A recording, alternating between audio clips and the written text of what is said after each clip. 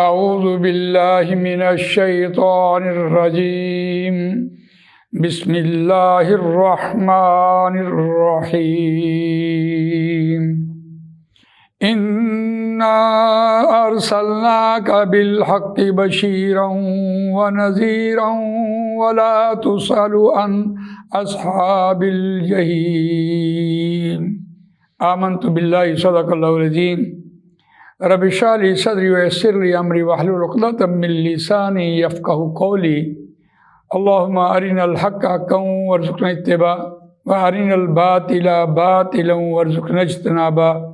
سورہ بقرہ آیت نمبر 119 آپ کے سامنے تلاوت کی ہے، اور یہ پہلا پارہ 14واں رکوع زیر مطالعہ ہے۔ اس رکوع کا مضمون یہود کی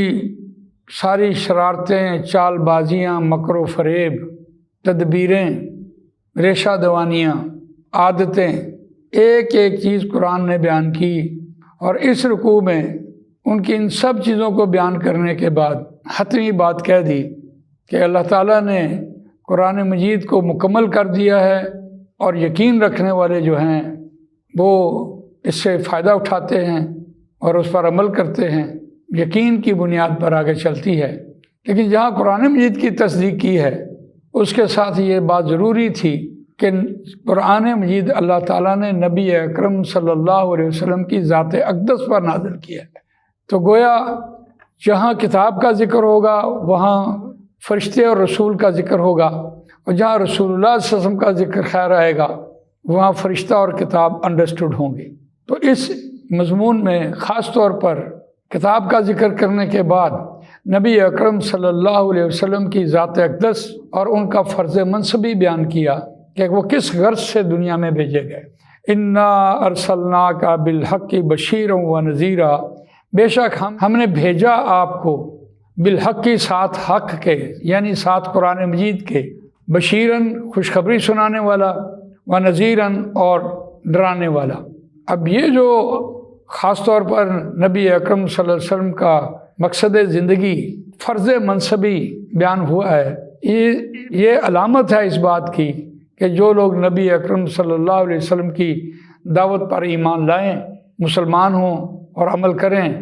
تو نبی اکرم صلی اللہ علیہ وسلم ان کو بشارت سنانے والے ہیں۔ اور اگر کوئی شخص نافرمانی کرے، اللہ کے احکامات کو توڑے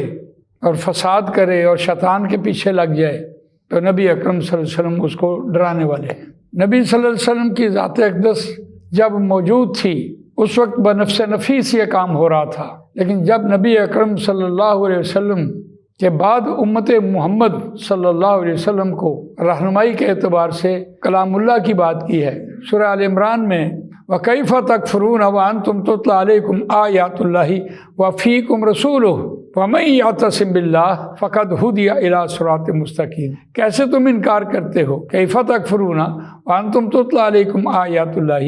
حالانکہ اللہ کی آیات تم پر پڑھ کر سنائی جاتی ہیں، وَفِيكُمْ رَسُولُهُ، اور رسول اللہ صلی اللہ علیہ وسلم اس کتاب کی شکل میں تم میں موجود ہے، وَمَن يَعْتَصِم بِاللَّهِ، اور جو کوئی اس کتاب کے ساتھ چمٹ گیا۔ ایک دوسری حدیث میں بیان فرمایا کہ ایک سرا اللہ کے ہاتھ میں ہے لوح محفوظ پر، اور ایک سرا آپ کے ہاتھ میں ہے۔ وَمَن يَعْتَصِم بِاللَّهِ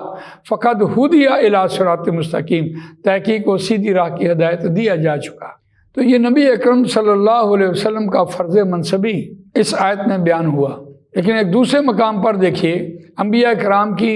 ضرورت کیوں پڑی۔ کان الناس امۃ واحدہ فبعث اللہ النبیین مبشرین ومنذرین وانزل معهم الکتاب بالحق لیحکم بین الناس فیما اختلفوا فیہ۔ یہ جو آپ کے سامنے آیت پڑھی ہے، یہ دوسرے پارے میں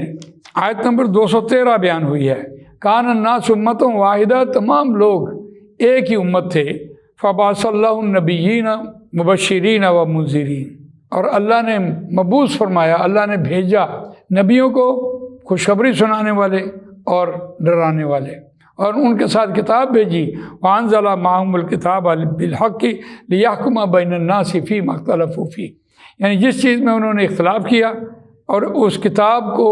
بھیجا ساتھ حق کے، تاکہ اس کے ذریعے فیصلہ کریں لوگوں کے مابین جس میں انہوں نے اختلاف کیا۔ اور ایک دوسرے مقام پر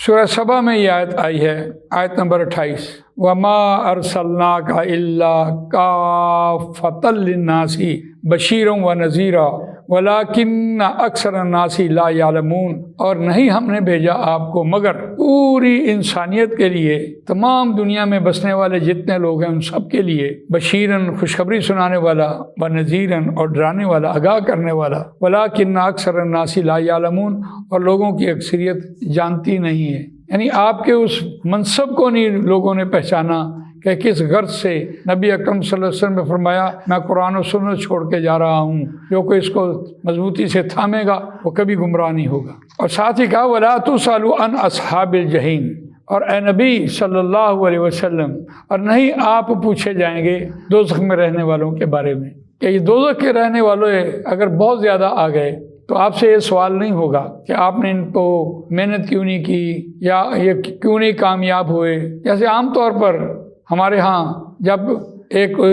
استاد کے شاگرد جو ہیں ایک کلاس میں زیادہ فیل ہو جائیں یا اس کا رزلٹ نہ آئے، جیسے استاد سے سرگرد سٹتی ہے، اسی طرح قرآن مجید نے یہاں یہ بات نبی اکرم صلی اللہ علیہ وسلم کے بارے میں کہہ دی کہ آپ سے نہیں ہم پوچھیں گے کہ جہنم میں کیوں زیادہ آ گئے، ہاں ہمیں پتہ ہے کہ آپ نے اپنی ڈیوٹی پوری کی ہے، اور اس ڈیوٹی کی تصدیق سورہ مائدہ میں ہو گئی تھی۔ اليوم اکملت لکم دینکم واتممت علیکم نعمتی ورضیت لکم الاسلام دینا۔ خطبہ حجۃ الوداع میں نبی اکرم صلی اللہ علیہ وسلم نے 3 بار آسمان کی طرف انگلی اٹھا کر اس بات کی گواہی لے لی اور اللہ کو گواہ ٹھہرا دیا کہ میں نے اپنے فرض منصبی پورا کر دیا ہے۔ تو اس آیت میں خاص طور پر یہ بات کہی کہ ایک تو نبی اکرم صلی اللہ علیہ وسلم کا کیا فرض ہے اور انہوں نے اس فرض کو کیسے ادا کیا ہے۔ اس فرض کی ادائیگی میں ہم جب یہ گواہی دے رہے ہوتے ہیں اشہد ان لا الہ الا اللہ و اشہد ان محمدا عبدہ ورسولہ،